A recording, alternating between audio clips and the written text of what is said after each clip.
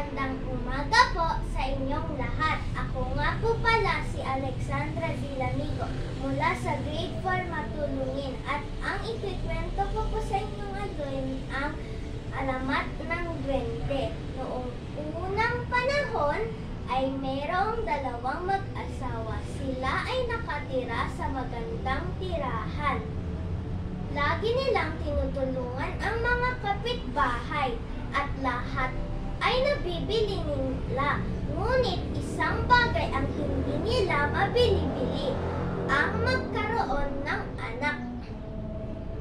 Isang araw, habang nagdidilig ang dalawang mag-asawa ay merong lumapit na matanda at bigla ito'y napansin ng dalawang mag-asawa. At ang matanda ay nagtanong, "Meron po ba kayong tubig?" At sabi ng matanda, at dahil sa mabait na puso ng dalawang mag-asawa ay agad-agad na pinapasok sa kanilang bahay. At hindi lamang tubig ang binigay, masasarap na pagkain. At pinagamit din ito ng banyo upang maligo at ito ay binigyan ng bagong damit. At ito din ay pinatulog sa kanilang bahay. Kinabukasan ay magpapaalam na ang matanda. Pero sa hindi inaasahang pangyayari ay ito'y naging diwata. At ang sabi ng diwata ay, dahil sa mabait iyong puso, ay bibigyan ka yun ng chance upang humiling ng isang hiling at ito ay matutupad. Ang sabi ng diwata at sabi ng dalawang mag-asawa ay, gusto namin magkaroon ng anak. At sabi ng diwata, matutupad.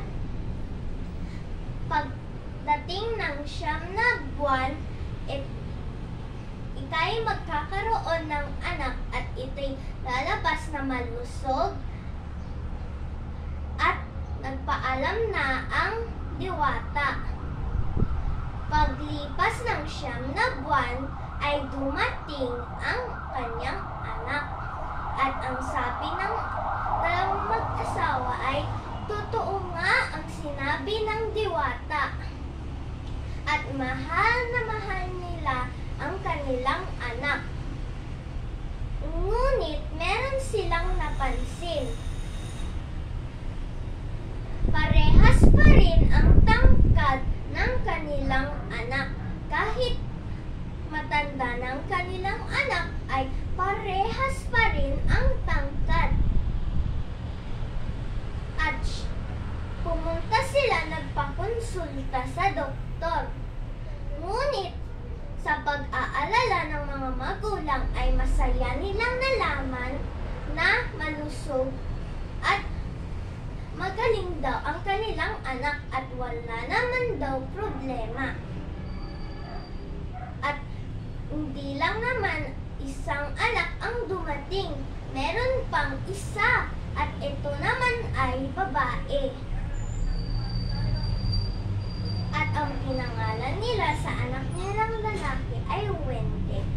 Isang araw, ang mga magulang ay kailangang pumunta sa ibang lugar upang ipagpatuloy ang negosyo.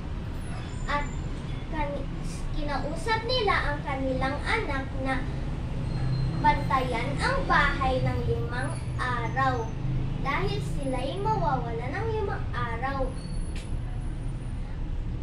At sabi ni Wende ay, sige po inay, babantayan po namin ang bahay.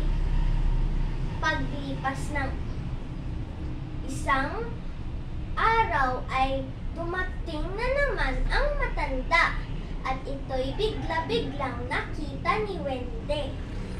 At nagtanong ulit ang matanda, "Maaari ba akong makahingi ng tubig?" Ang sabi ng matanda. At dahil naman mabait ang puso ng nanay at tatay ni Wende, ay agad-agad pinapasok kinakausap ni Wendy ang matanda. At hindi lamang tubig ang binigay, masasarap na pagkain ay pinagamit din ng banyo upang maligo at binigyan ng bagong damit. At dahil magagabi na, doon na rin pinatulog ang matanda. At kinabukasan magpapaalam na ang matanda. Pero sa hindi inaasahang pangyayari ay ito'y naging diwata. At nagulat si Wendy. At ang sabi ng diwata ay, dahil mabait ang iyong puso, ay bibigyan kita ng isang pagkakataon upang humili